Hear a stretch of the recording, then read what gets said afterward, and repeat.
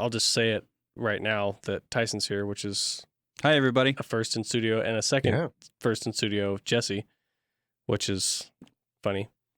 Yeah. That there's two first in studios. Well, and Sean's not here. This is my first time without Sean, second time in studio, but it has been a hot minute, so I apologize to my fans. But I'm definitely doing one of those. I can't think of a band right now, but the bands that wait like forever. No, Oasis. I'm like the Oasis. Yeah, you're on a reunion tour now. Every 15 years. There were so many other bands you could have picked. Yeah, but that was the first one that came to mind. Because they did a recent thing, which was special because they hate each other, right? The Gallagher brothers? Supposedly. That's what I heard, Are they Gallagher? Am I fucking all of this up? I have no idea. Okay. I honestly have zero idea anything Well, that's why about people Oasis. listen to this, right? For the Oasis references? Got it. Mid-sized That's the trucks main one. and Oasis. Yeah. Mm-hmm. Right. Yeah. Very niche subject matter. Well, I mean, I guess if Jesse's going to give us the lead in right there, it's not a mid-sized truck, but there is a truck news that I can share a screen with you guys here just so you can see it because boom. So there's some rumors here that there's a Caterpillar that's going to be a truck, and it's just a bunch of stuff circulating on the internet with, all kinds of weird, projections of what it's now, going can we to be. specify real quick the difference between a truck and a pickup? Right, pickup truck. Because when you're talking with Cat, you're going to have a lot of guys who drive truck. That's true. But they also have a pickup. This is a very specific differentiation we need to make. Yeah. I think so. I mean, what is that? Like a Ford F-150? It looks like it. It's a Captor. Yeah, but there's no speculation as to like who they're partnering with to make it or anything like that. It's just that it's Detroit. That one. Yeah, the city itself. I think it says 6.7 liter turbo diesel V8 500, which, I mean, that's a Ford. Yeah. Yeah. Isn't that the old Ford or is that the modern one? The modern. I'm thinking of the that's what they're still 6.4. using. I'm thinking of 6.4. Yeah. They switched to the 6.7. They're still using that. Okay. So yeah, there's not a ton of stuff about it, but it's there. Does it come in any other color? Probably not. No. Yeah. It's only going to be in Dozer orange. That's a joke for one person. Don't worry, we've argued about it many times actually. So yeah, I see a lot of Dozer orange. I always think of Luke. Yeah. So Caterpillar orange there. Mm-hmm. I don't like the red wheels. Yeah, that's an odd choice. Yeah, especially when you already have a black stripe as like a secondary color. Mm-hmm. You throw that maroon. And then it's like, yeah, here's another color. Just keep it like Cat's an industrial thing. It should be just everything should be the old bumblebee orange color. Yeah. I also feel like it should be like a straight 6 diesel, not 12 liter. Yeah.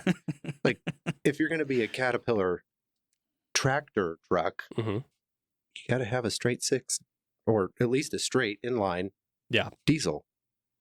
But well, I mean, like I said, it seems like they're partnering with Ford, considering the look of it and the suggested power plant.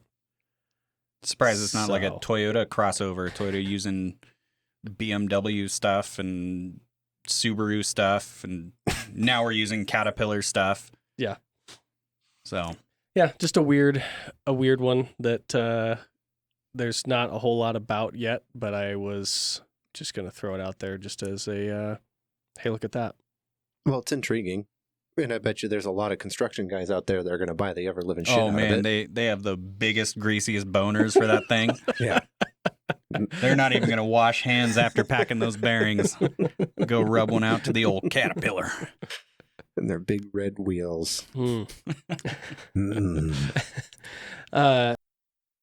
So, welcome to the Campfire Passport Podcast.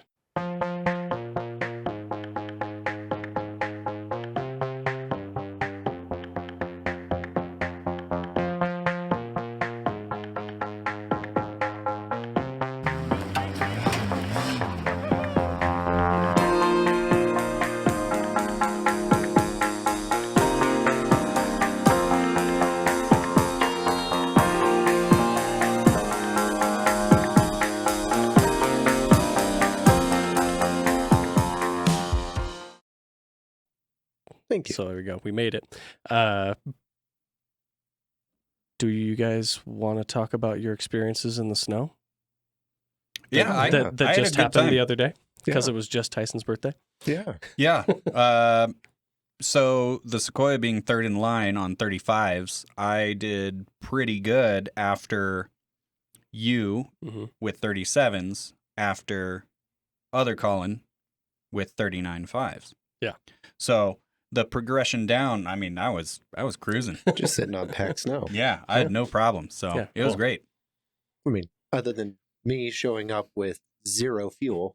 Next to 0, yeah. I mean, pretty close. It was to enough 0. to go as far as we went and back. Yeah. That's just lucky. Yeah, probably worked out. The snow was not great, so it probably worked out that the snow was bad. Otherwise, yeah, you would have been in the middle of nowhere. Yeah. Well, I just wish I would have had fuel because then I could have gone a little more redneck. And I feel like my truck out front would have done a lot better. It probably would have been the move, yeah, due to weight and tire size. Mm-hmm. Yeah. And then we could have actually, I think, got a little farther if I blazed trail. Yeah.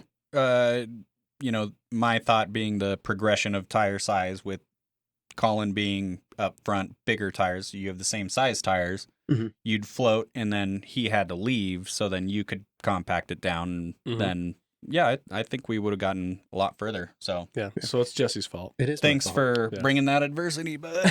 Well, then I also overheated. Yes, yeah, that was super cool. Mm-hmm. Just getting it was hot. We were, yeah, and we were only midway up the first hill. Yeah, we didn't even start wheeling hard. Yeah, I was just like, oh shit. Well, you guys didn't. I was breaking trail at the time, and it was not the easiest trail. Yeah, you were going hard. Yeah, that snow sucked. Yeah, that snow was really bad after a warm week and just it turning to mush. Yeah, no bueno.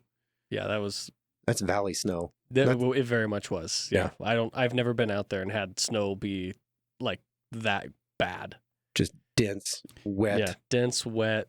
There was a time, I want to say it was last year, where Mike, Sean, and I went out, and there were a couple spots that were that bad. Mm-hmm. And I think that's where, I can't remember if Mike started really low pressure-wise or if he decided to air down a bit, but then he lost a bead. And so we had to reset the bead in the middle of 4 feet of snow. Mm-hmm. It all worked out, but yeah, that was not fun. It got to a point where it was like, yeah, we're having a good time, and then it was, this sucks. I can't wait to go home. How did you guys get it back on? Ratchet strap. Okay. Yeah. Ratchet strap, and we were able to just get it to seat enough that our little handheld compressor aired it up. Impressive. Yeah.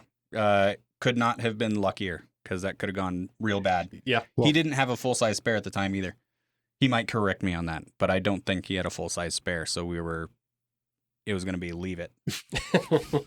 I'll leave it. Kind of like you. Yeah. Like, well, if you run out of gas, we're just going to leave you. Yeah. Because also, for the listeners, viewers, however you participate, I have full hydraulic steering on the rig that I took. So if I ran out of gas, there's no steering. So it was just leave it until we could come back with more fuel. Mm-hmm. Or call Matt's Off-Road Recovery. Nope. from Utah. Yeah, from Utah. That'd be a hefty bill. Yeah. It would have had to have been Casey Liddell. Does he have as much clout? No, not as much as Matt's, but he's the local. Is that the guy with the 6x6 or whatever? No, he's got like an XJ that he puts tracks on in the winter, and like some other stuff. But there's also the cooler guy to get recovered by is out in Sisters, and I can't remember what his name is. We've talked about him on the pod before, though, because he's got a Unimog on 54s. That's right. Oh, man, that's what so I was cool. thinking of. So, there's also that guy. It might be worth it at that point in time. Yeah. Right? Yeah. It's all set up so he can fit like 8 people in the bed of it. Like, so we could just go for a tour. Just a ride. Yeah. We're not stuck, but can we go for a ride? Can you come out and just take us for a ride? We'll bring beer and fuel. Yeah, but that's it. That's an expensive fuel trip. That's why we'll just bring beer and fuel. Okay. Yeah. I can't afford much more. Once we got turned around, though, and we started coming back down the hill, there was, 2 2 cars. Yep. That were the only other 2 vehicles out there. Yeah. Outside of our group. Stock F-250 on little skinny wheels. A brick nose F-250, wasn't it? Yeah. OBS. It wasn't OBS, Yeah. so it was early. Yeah, okay. So it was early OBS gas. Mm-hmm. Yeah. With street radials. Yep. And then what was that, a 4th gen 4Runner? It was the same 4Runner that Jesse had. Do you want to remember that one? Can we talk about that one again? That one. It was a gray one. Do I want to think about it? No. No. That one had a V8 though. Mm-hmm. The red. It was the one V8 that we came across. And mud terrains. But I don't think he had much of a lift on it. I don't think it had any lift on it. No. I think it was just stock sized mud terrains. Yeah, they were both very stock. Yeah. And it was nice to hear Mike pulling him, and you can't hear Mike because that V8, is just going hard. I'll give it to the kid. He was bouncing it off the limiter. Yeah. As he that was awesome getting pulled out. So that was cool. Yeah. But that wasn't the end of it, though. No. The fact that there was the 2 vehicles there didn't really have any recovery gear. So we helped them. And they had none. They were had a grabbing shovel. branches and shit.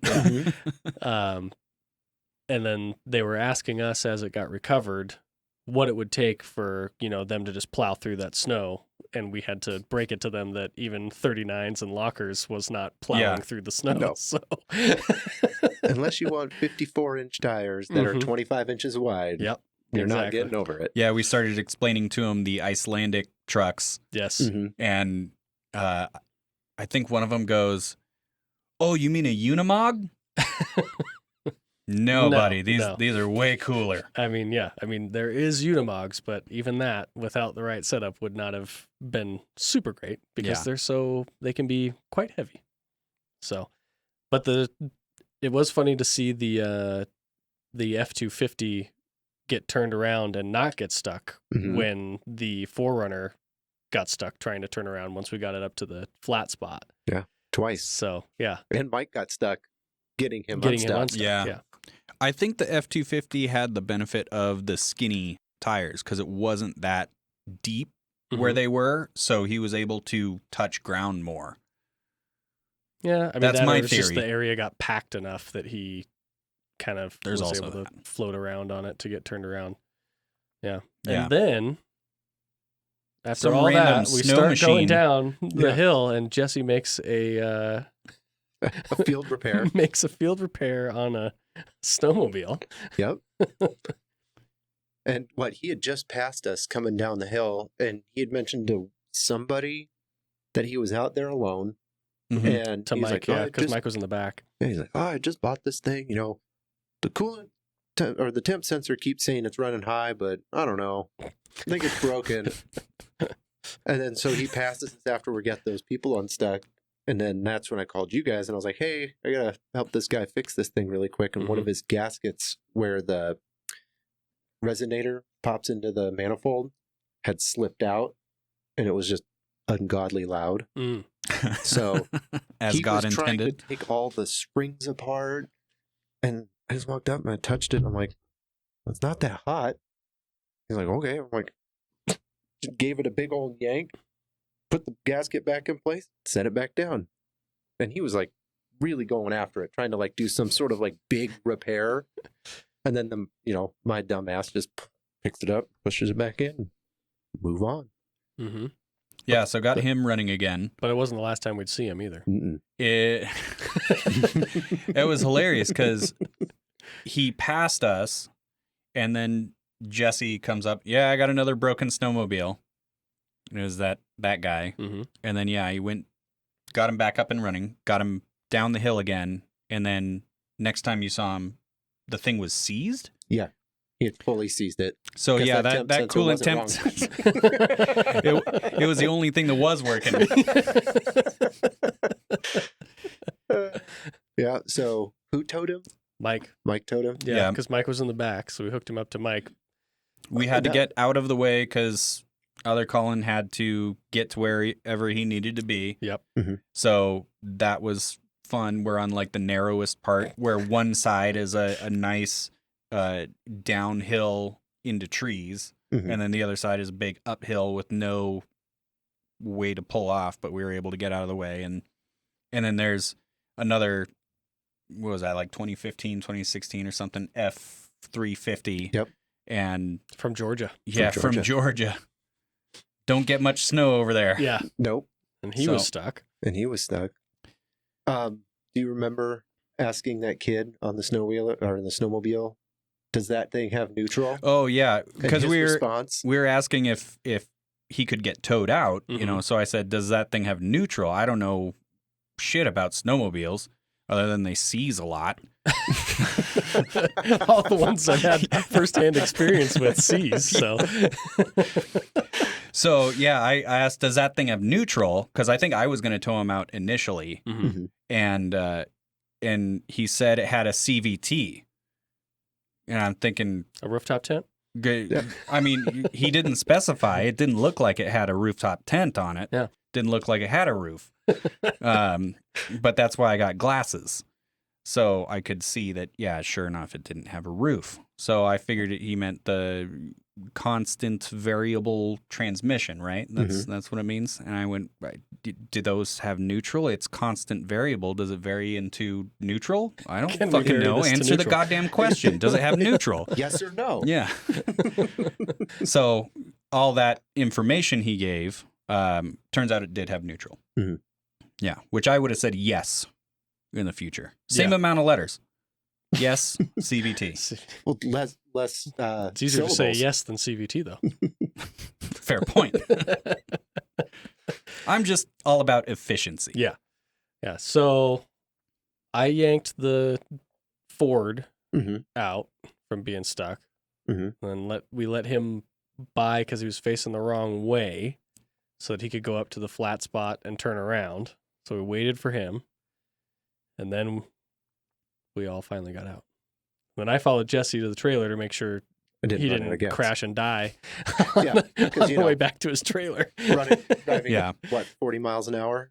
That's about my top speed about 45, there. 40, 45. And then if the motor goes out because of dead gas, then no matter what way I'm turned, that's the way I will continue turning. Yeah, hope you miss enough trees until you can stop. Yeah, there's only a couple turns, so you could have been aimed straight for most of it, but I kept thinking to myself, I'm like, okay, what am I going to do? And the answer is, if the motor does give out when you're going at that speed, I can just dump the clutch and just keep the motor turning. Yeah. And at least I get like a pump moving. Hardcore engine braking. Engine braking too, so. Yep. Yeah. Always have an escape route. Always have an escape route. So speaking of wheeling, I realized something we never talked about. And so I figured I would bring it up with two people that are first timers in the studio.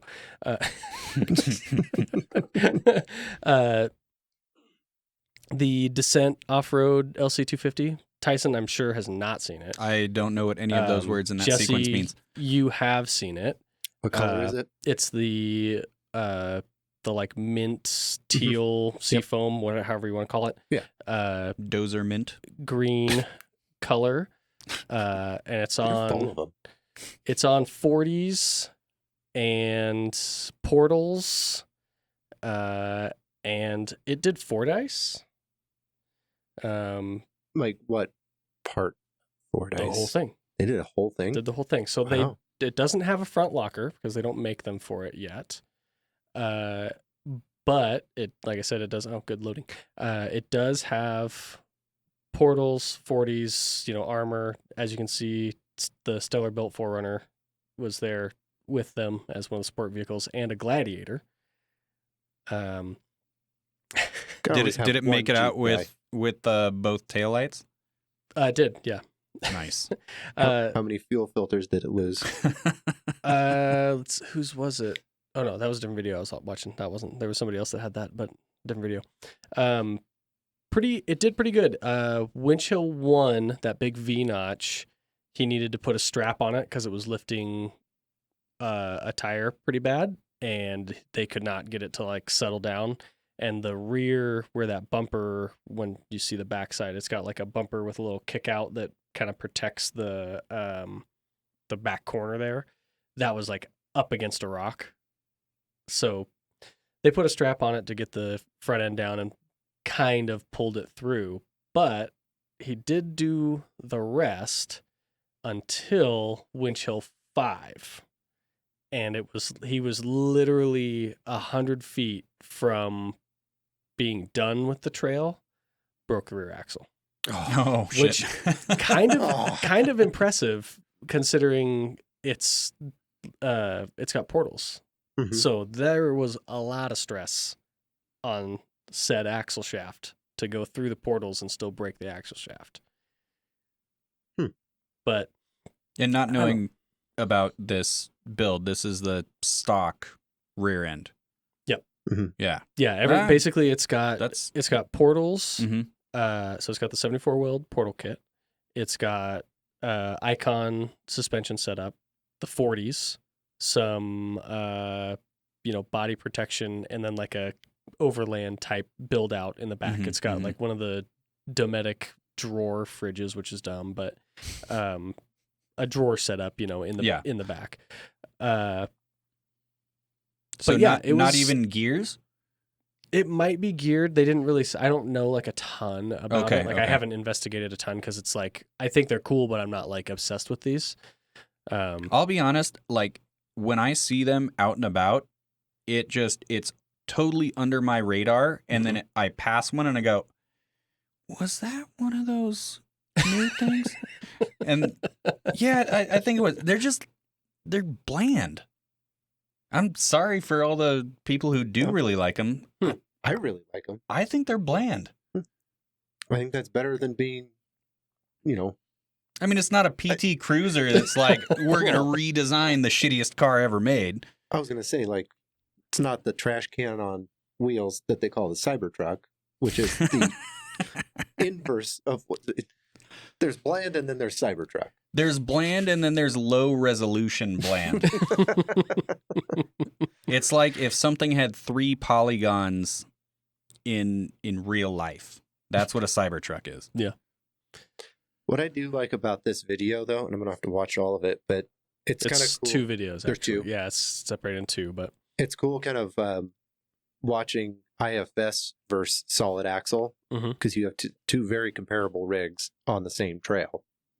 Yeah. Well, and you've got Dimitri driving one, which is he's a bit of a yabo.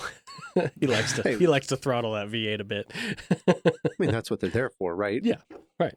I mean, Dimitri breaks a tie rod in half on this trail. That's on awesome. The 4Runner or the on the 4Runner.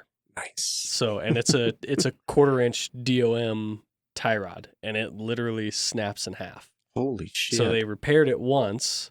So that was on. I want to say it was like Winch Hill 4. It was either Winch Hill. No, it was Winch Hill 3 that it broke. They repaired it on the trail. Did the old, the batteries and welding, like we've experienced. And they got through Winch Hill 4, and it broke again. So then they took it back down to where there was a group of other people. They had a welder, like an actual welder, it sounded like. Repaired it again. You're saying 3 batteries isn't actually welding? I'm sorry, I disagree. Well, easier to do. Is this where he just blew up the... No, this is not. It made a noise. Mm-hmm. So then they got the rest of the way out. Jeep didn't have any issues. So Jeep guys can rejoice, I guess. Well, there's also he did benefit. blow his front fender flare up though on Winch Hill 1. He slipped off a rock and just hammered it. Nice. So there's also a benefit because the Toyota is up front the whole way, right? Correct. So, I mean, my limited experience, I've only been doing this wheeling stuff for a few years, whereas you guys have been doing it, since high school.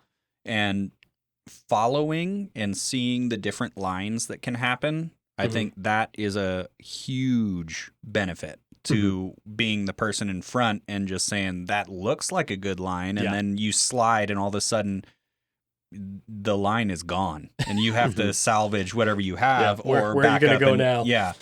Which is part of the fun, don't get me wrong. But I think following, you kind of have a handicap. Yeah. I can see that. Yeah. Yeah, I what I do know is the guy that was driving the Land Cruiser has done Fort Ice before, so he does know the trail. He wasn't like completely blind on it. And then obviously we know that Dimitri's done it multiple times in multiple different rigs. That's kind of his pretty close to his stomach because he's in Sacramento. So, yeah, I mean, if you live that close, why the hell not? Yeah. So when are we doing it? We got to get a lot more. It's lot better. It's a pretty serious trail. I mean, I absolutely believe Cher would make it, but there's some choices that need to be made by some of us in our group of whether we want to bring our rigs or not. If you don't have the appropriate level of fuck it all, then well, it's all a bargain. One way or another, balancing act of how many dents do you want at the end? Yeah, like this. Let's see here, I'll skip forward just a hair. So this is they're getting up here to Winch Hill 3, and apparently there's like 3 lines that you can take at Winch Hill 3, and there's like an easy one, a medium one, and then the hardest one. And so, dude in the LC250 makes the middle line look fairly easy, which was kind of cool. And then Dimitri takes the Forerunner through the hard line, and that's where he broke his tie rod. But yeah, man, I mean, I think it's pretty cool there, especially with no front locker.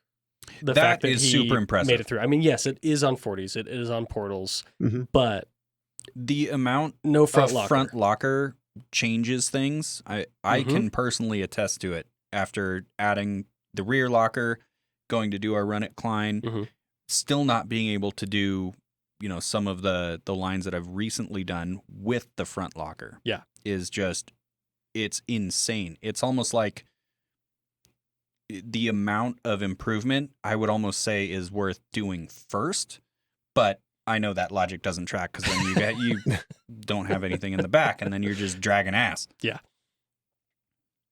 Yeah, I thought it was pretty impressive. And I'll skip to the part where that Forerunner is cool as shit, though. It is. The Forerunner is such a badass truck. I didn't get rid of mine. No, you just need a different one. Yeah. Well, I also need another rig, like I need a hole in the head, but nonsense. We all need fleets. I need more space for another rig. So this is the spot where he breaks the rear axle. It doesn't look like it's that weird of a spot, but yeah, it definitely broke. Maybe it was just wear from all of the wheeling up to that point, and it just finally snapped, kind of like my drive line. Sorry. But so then there's a follow-up video that he did to kind of, because he went over like the breakage, and they show it shows him pulling out the axle, and I mean, it's like a perfectly clean shear snap that happened like mid shaft, nowhere near the diff or the portal side. See. That's wild, because usually I see them, they snap right where the splines are. Yeah, and they kind of have like almost a cup shape to them instead of just straight. Like, yeah, or it'll just spin the splines, so you get a nice twist little the spline. Yeah, a twist before it's a twist, and then snapped right off. So to do just a clean break in the middle. But what apparently happened, and somehow the Toyota dealership knew that this was a potential issue. In breaking the shaft, it broke the locking mechanism on the rear diff, so he had to put a new rear diff in it as well.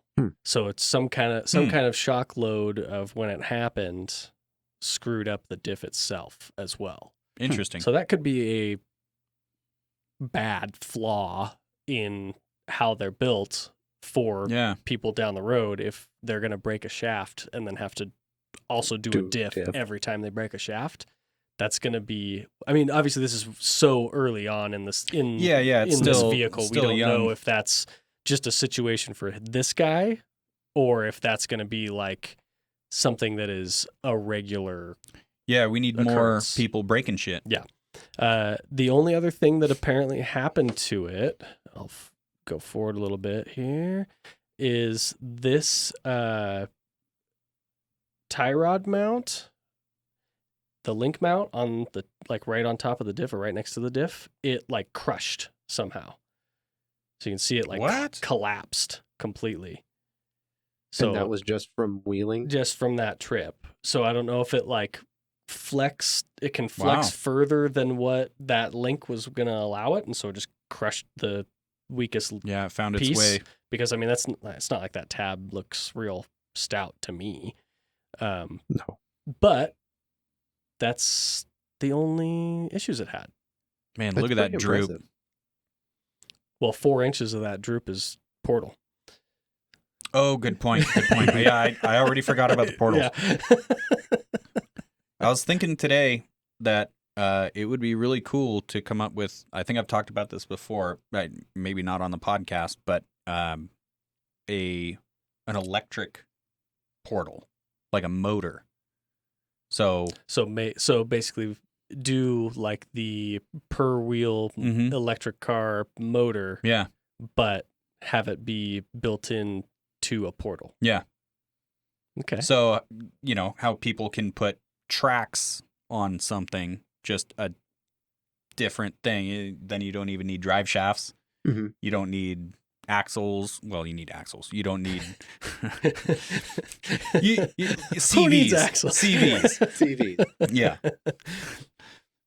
I don't know. Well, that'd be fun because then you could do, independent wheel digs. Yeah. You can lock off 4 tires doing the same thing. Automatically have do front digs, lockers. rear digs. Mm-hmm. Mm-hmm. We can all do rear digs in our rigs. Well, not you for now. Not right now. Yeah. Sorry about that. Did we tell you about that whole thing? I mean, I saw the pictures, but you didn't tell the podcast audience about your second wheeling trip. Yes. Yeah. So that was a fun little kind of impromptu. You want to go wheeling tomorrow? And yeah, I don't think I'm doing anything. So, well, my wife looked at me and she's like, you don't have anything to do? Yeah, it wasn't my wife though, so it was fine. It was your birthday. Yeah, so, and it was your birthday, so you get to do what you want. I get to do whatever I want. So yeah, we went out to Klein and did our usual run, and I don't know if Colin, you want to post some of the videos on the old YouTubes, maybe some shorts of why you should do nut and bolt checks consistently. Yes. Just like you should check and make sure you fuel up the wheeler. Do a check nut fuel and bolt levels check beforehand. Yeah. Both important. Yeah. So got to the first play area and went up it was the line where I blew up my front diff, snapped both axles. What was that, a couple of years ago? Mm-hmm. And, so I've gone up there a handful of times now. It wasn't a big deal. And as the routes change, as more people go up them, I got hooked on a big pointy rock with the transmission cross member, and it like pivoted me to the left, and I was able to go up. And fortunately, Jesse was recording because he got to rewind, zero in, and see exactly when the last bolt holding my cross member on the right side fell out. So we found it. Yeah, we found it. First of all, we were looking for 2 bolts, and then Jesse checked the footage. We did a football check the review thing. Yeah.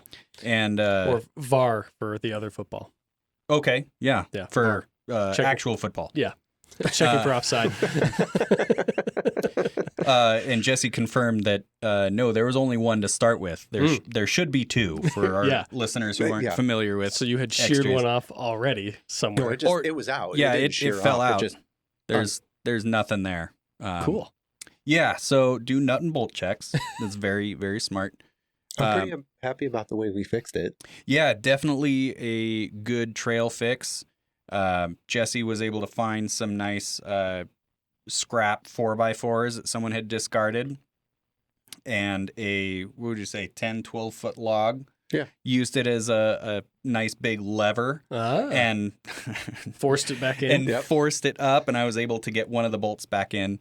It was still really loose, so I happen to have some extra hardware that was a size bigger. Instead of a 7/16 bolt, it was closer to 1/2 inch, which is ideal when the threads are all stripped out.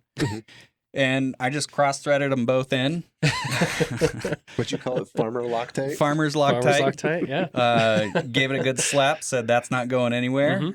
I tried one more hard line. I did that one that Sean did the couple times ago, that really like vertical one at the second play area. Yeah.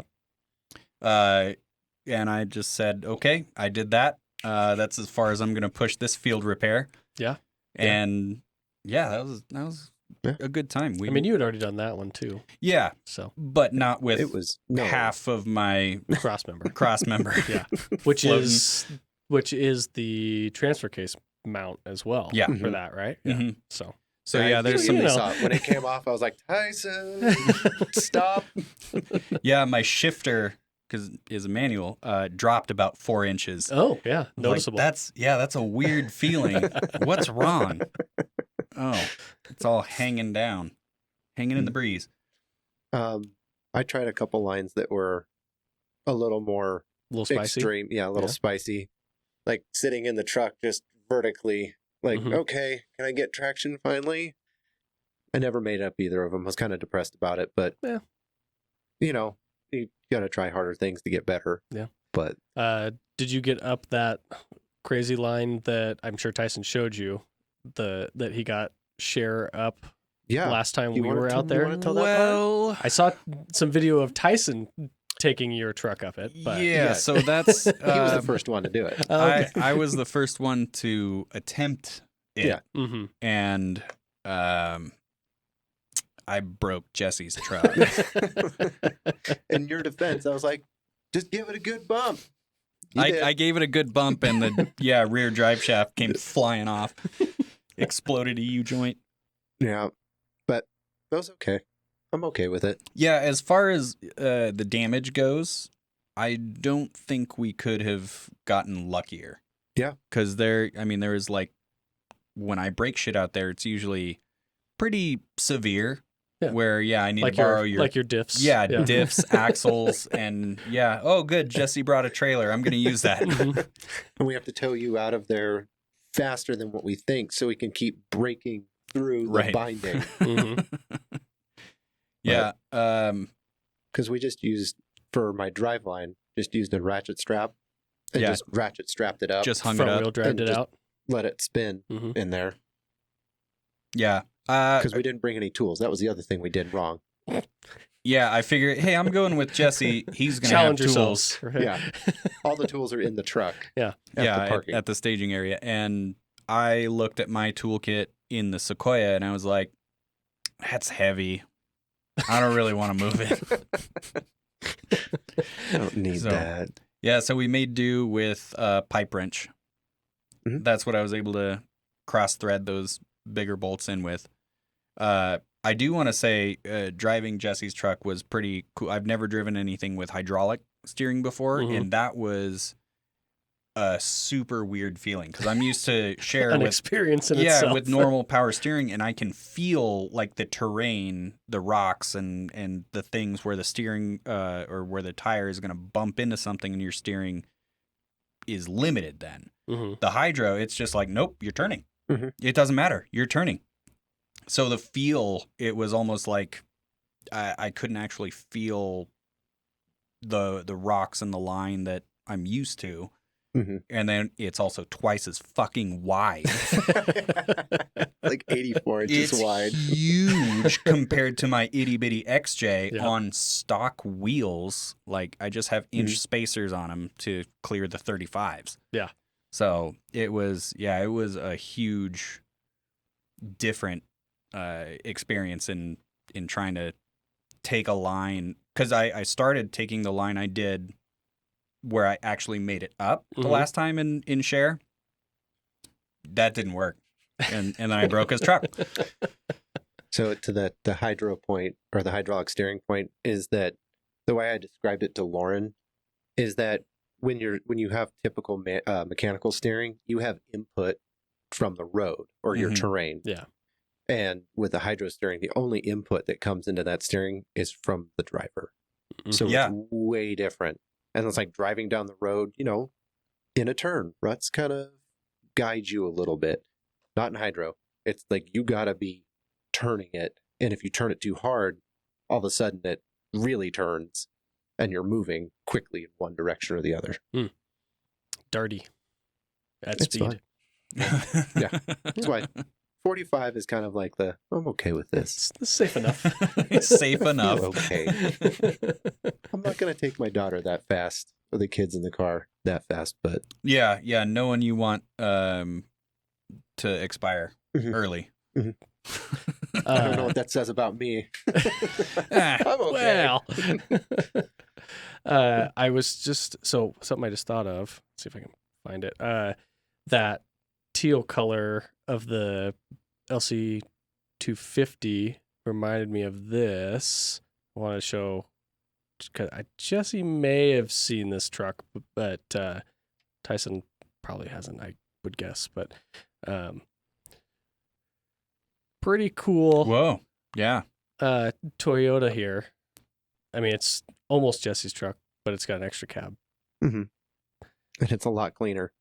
A whole lot cleaner. It's very Is that cool. the Forest Service, Oregon Forest Service green? I mean, that's pretty teal to me. Is it? It doesn't really. I don't know. Maybe Jesse's screen is weird because on my screen it's teal. Like it's almost the same color as the LC250. Yeah, I mean, you might be a little greener on your screen. Yeah. It does look like that Oregon Forest Surface screen a little bit from my end. Well, the funny part about this is, Tyson, we fooled you. This is an RC car. Oh,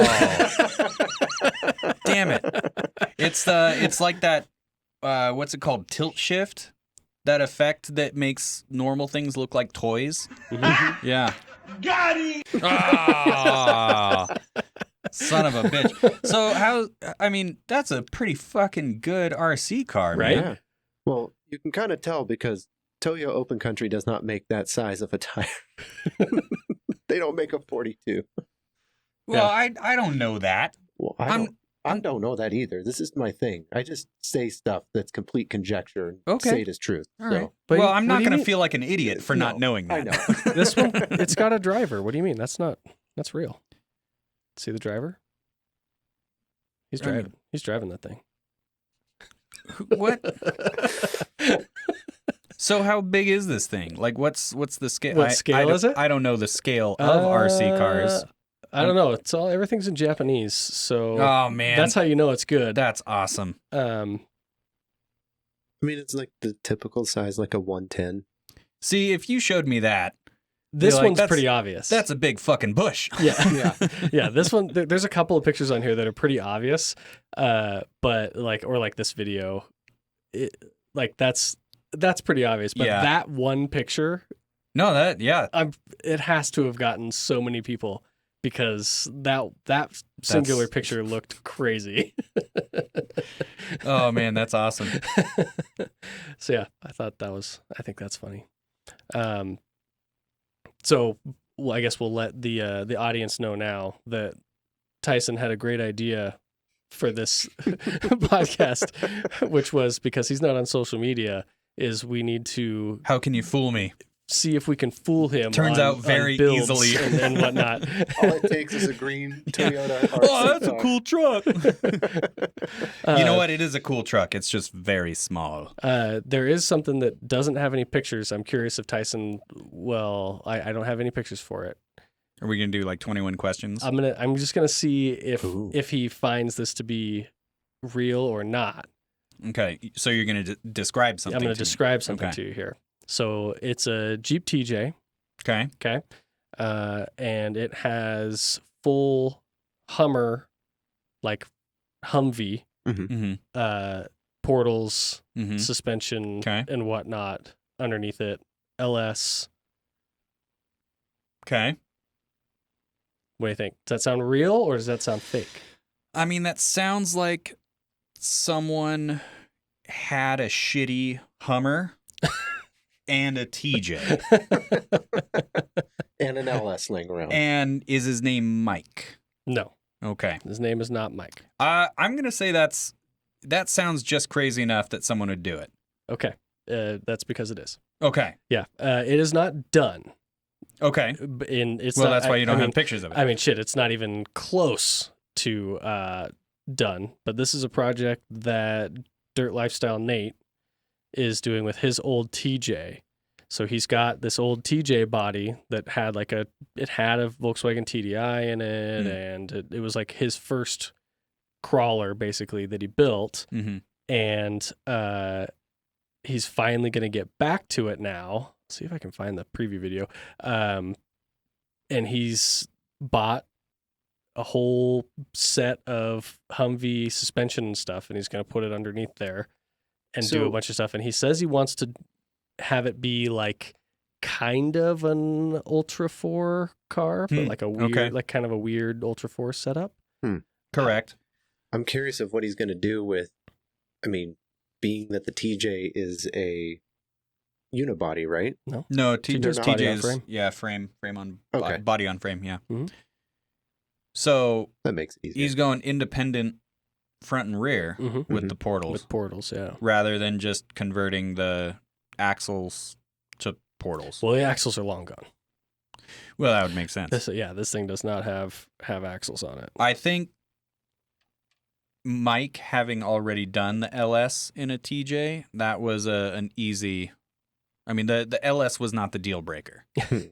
It's how is he going to adapt that suspension? That is what, I'm really curious to see what kind of fabrication is going into putting something that, I mean, notoriously good off-road because they're little solid axle trucks and going to full independent suspension, granted with portals. So, yeah, that's cool. Yeah. I wish I could find the video. He had like a little preview video, and I can't seem to come by it now. But it's interesting. It was funny to see the TJ just like sitting on, like, he's just got it on these like little like wagon tires almost, so he can like push it around. Yeah. It's like, I'm gonna do this, and this to it. And it's like, oh, okay. So, yeah, thought that was kind of a cool one. Jesse, did you have any builds to see if you can get him with? Yes. I sent you one. You sent me one. I sent you the there was the Bronco build. Oh, that's right. Let's see if I can pull that up. So a Bronco, huh? So it's a new Bronco. Okay. It's not a new Bronco in the sense of a new Bronco. It's a Super Duty. Modified Super Duty. A modified, so by new Bronco modified Super Duty, like what they were trying to range? Trying to make a new age Bronco out of a Super Duty. So this is like a one-off thing. Okay. So it's like taking a Super Duty, like a single cab Super Duty, and integrating the bed into the cab and having a removable top. So it's like your OBS Bronco. Okay. But with not the body style I have Super Duty, but the one right before it. So it's still the 6.7 diesel. Okay. Body style. And it's whether or not that's real. Yeah, we have a picture of it. Oh, that is. I mean, I kind of like that. I know. I kind of like that. It looks photoshopped, though. That one is photoshopped. I'm gonna say that's photoshopped. Yeah, that one's photoshopped. Yeah. But that looks photoshopped. But I like the idea. I think they need to continue with that. Yeah. Here's the twist. Spotted in Mexico. What? Not confirmed, but a user sent this in to one of the full-size Instagram handles. So that looks different than the photoshopped one. Yep. But the same. It's different, but the same. Yeah, it looks too, like the wheelbase is too short. You think so? I think the proportion on that one is too short. It looks like one of the Volkswagen buses that got chopped down. Yes. Yeah. So that one's not we can't confirm nor deny if it's really real or not. But if it's a Mexican only thing, like how they kept back to the Volkswagens. I think we would be able to confirm if it was real or not, if it was a Mexican. Why, you don't think Mexico can keep secrets? Well, I don't think I'm saying that. Okay. All right. Yeah, I like the photoshopped one more. The Photoshop one did look slightly better. So that's probably not a flatbed trailer. Yeah, it's also easier to make, I bet. How about this one, Tyson? I'm gonna share the screen. So this is a Motozumi. What was it? Motozumi VT100. So that's Chinese? There's like no information. So it's Chinese. Yeah, I mean, we can look up what Motozumi. Let me look it up. Motozumi. I just seem to remember that they like naming all of the models with numbers and letters. Yeah. Let's see if it says if it's where it's actually from. Motozumi transport design. Let's see if they're. I mean, it's cool looking. Says the guy who thinks new Land Cruisers are bland. It's like a box. I get Boxes are cool, but I think they're unique in their own way, and I like them. And I think that it's bland enough. More for you. It's bland enough where it doesn't like pop out and scream, "Look at me! I have money." Confirmed, because I always miss them. So this is an AI concept. It looks rendered, but man, it does look real. Yeah, as fuck. This AI stuff, man. Yeah. It's it seems like it could be cool. It's a neat concept, but this not having a window like in where that's blind spot door should be. It's kind of like that tiny little window is kind of. You're not supposed to have a door there because you have the double door because it's a van, which it looks like it's the reverse of like French doors, suicide doors. No. Well, yeah, like you know how French doors will open, so you have one giant walkway. This is the opposite, where it's like you open them both and they bang into each other. Yeah, the hinge is in the middle. Yeah. But I do think I would be happier if there were those instead of sprinters. Yeah, sure. I could see that. I'm down with that. I think I would be way more on board with of course, it's not necessarily like the sprinter itself is the problem. Mm-hmm. I think it's how they have come to be and the people who generally own them and who are overlanders. And, you know, aside from that Icelandic one, back to the Icelandic big tire stuff. Yeah. That's like the only sprinter I'm like, whoa, that's fucking awesome. Well, Sean loves sprinters. And he's entitled to it. Yeah. You know, he can get one with his new Land Cruiser. I think my favorite part of it is this guy that comments 3 times, Crypto Mohammed. Oh yeah. It's the most common name in the world. Yeah. Read a fucking book. And he's just commented 3 times in a row. I wanna this Savage, and then emojis. A bunch of emojis. Heart eyes emoji, fire emoji. Was that clapping hands? Is that clapping hands, and then the praise hands? Is that praise or high 10? I think it's praise hand. I think it's the praise high 10. hands. I like high 10. I like high 10. Oh, okay, shaka bro. Yeah. While we're on the van thing, you might be able to find that one. Oh yeah, I can. That was another one that I didn't think about until this moment. We can pull that up. We can pull that up. I can't remember what the fuck it's called. I don't. Let's see. Nice. Yeah, you got to do it real clandestine, and it doesn't work. It's just always a beer pop. You might. It's like I remember hearing a story about this awkward guy who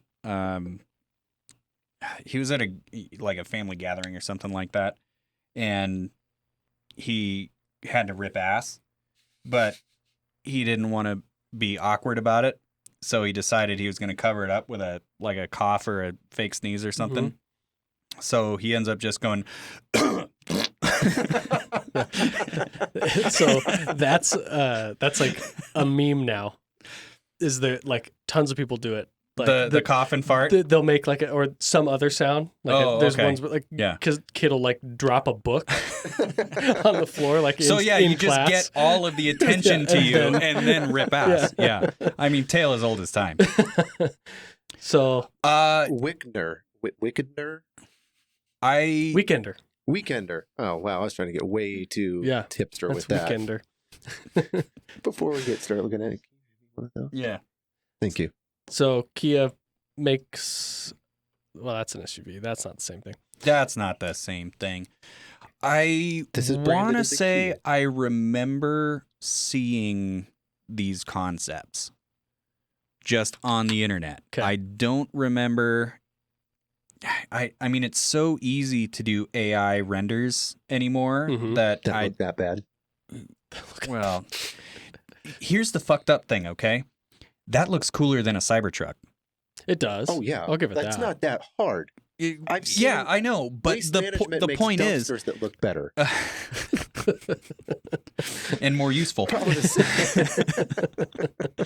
The thing is about a Kia with that, it makes more sense because that's going to be like $40,000 because it says Kia. Yeah. That's fair. It's going to be a Kia. You can pay if you have a job making $200 a week, you can have a fucked up looking overland rig. Yeah, I was going to say the Kia Moonlander. Yeah. So they did actually make one of these. It was they had it at SEMA. Really? Yeah. Okay. I was going to go full in on render. And since you don't listen to the podcast, we talked about it because Sean was talking about it. Okay. It's if you want to go back and listen, it's titled Moon Van. You can't miss it. I feel like I could have put two and two together. So that's Moon Van. I mean, I really don't hate it. Yeah, there's something about it that is, it's so ugly that stands out. Yeah. That's where I'd be like, what the actual fuck is that? That is cool. And then I mean, no offense to Kia owners, but I'd be like, yeah, you look like a Kia owner. Yeah. Jesse, are you looking for another one now? It was the other one that I talked to you earlier about. Yeah, that's going to take some searching. Man, you guys did good here. Yeah, we got a few good ones. So it's probably not worth trying to find that one since at this point. But what I will say is that the Caterpillar truck was fake. Oh, it was? Really? Thank God. Got him! I mean, it does seem super dumb. Got him! Snuck that one in. That one's fake as hell. Yeah. I'm not surprised. But honestly, I'll believe how stupid any advertising or mock-up or not mock-up, mashup, because there's such weird shit going on. Mm-hmm. Yeah, and renderings are getting so good now that it's like, and you have to double check. Yeah, and the folks who have the imagination to ask an AI to generate a picture of a Caterpillar F-150 with hentai livery. I mean, and it would be like, yeah, no problem, dude. Here you go. So yeah, shit, I can't find it. I should have done my digging and remembered where that came. I mean, it was on Expedition Portal, but yeah, it's okay. It's okay. We got him with a good couple of those. So yeah, no, definitely. It was somebody that took a F-350 and made it into an excursion. Really? Yeah. Mm-hmm. Okay. Was that would you pay money for that thing? Or was that just No, that was when we were just judging vehicles. We were Isn't that what harshly we always do? judging. Well, yeah. But it was before the evolution of would you pay money for this? Yeah. So, because when did they stop making the Excursion? Ooh, 2006. First body style of Really? Super Duty. For some reason, I thought they kept making them, but Yeah, that's how much I pay attention to Ford. Just the Super Duty, the first body style was a Super Duty, so that was it. So you could get them in a V10. Ooh. Or a Power Stroke. Yeah. Or you could get the small V8 also. But Yeah, no, I remember Mo had the V10 Excursion, and that was like, we drove it over to Portland once. Because even back when fuel was affordable, yeah, that thing was still, holy shit, to fill that stupid thing and get whatever 6 miles to the gallon. Ugh. Why was that a thing? Because it didn't blow up like the 6.0. Good point. Well, yeah, good point. Those ones like to shoot those spark plugs out. Is what the V10s did. Yeah, yeah, the V10s and the V8s, V8 of that year. The Triton. Yeah, yeah, spark plug launcher. Mm-hmm. I will say though, the V10 has kind of had this weird, like, sect of resurgence. People are like searching them out, and I think it's just a power thing. And it's because you probably can get them more cheap. Yeah, I was compared say, to a Power Stroke, more attainable, and it has more power than the V8, but gets the same mileage. Right. So, yeah, yeah. Would you rather be slow and get 8 miles per gallon, or yeah? So I found that Excursion for you. Oh my god, ads everywhere! Fucking Christ! Yeah, capitalist hellscape. So, don't forget to subscribe. I like it. Yeah. And it's a cool concept. I'm curious. I think one of the points I brought up was I'm curious to see how it holds up, because those frames and the beds and the cabs are meant to flex separately, and it's like they just weld it together, and it's like I don't know how well that's gonna do. They have to do like an accordion section, like the bendy like buses. A bus, yeah. Yes. It's the only viable option. Ford, you can have this idea. You can contact me at stupidfuckingideas@campfirepassport.com. No, secret rscp@gmail.com. Okay. Yeah. Which, by the way, I haven't checked our email in a while. Oh, wow. Maybe you should do that on the air, and we'll see if we have anything to answer. I'm going to probably... I bet we don't. I will wager a lot of money that we do not have any email. Yep. But we could pretend. Too. I did start a competition on one of the previous podcasts that if somebody could send me or whoever sends me the longest list of how many times Sean was wrong, they could get. I think I made it up to $20. You said $10. $10. Yeah. Okay. Oh, I actually remembered the password. And we have no emails. It is one big surprise. So email us questions or topics or whatever you want. Please just email me. I'll give you $5 if you just email us. Email the weirdest Jesse's gonna be so poor. No, just one. First person to email. First person to email. No, I'm not giving everybody Venmo's $5. Okay. All right. There we go. Yeah, sweepstakes. So 15. So you're up to $15 if you also send in the longest list of Sean's mistakes. And right now, if somebody just sends in an email with one time that Sean was wrong, they get $15. That's the longest list. Yeah. So that's why I never liked or best offer. Like something that just pops up, and you're like, I'll give you $20. Yeah, that's the best offer you've gotten. So. That's the best offer. You have to take it. Have you gotten a better offer? No. Well, then it's fucking science, man. Yeah, I don't care what you think it's worth. Law says you have to sell it to me. I will take you to court.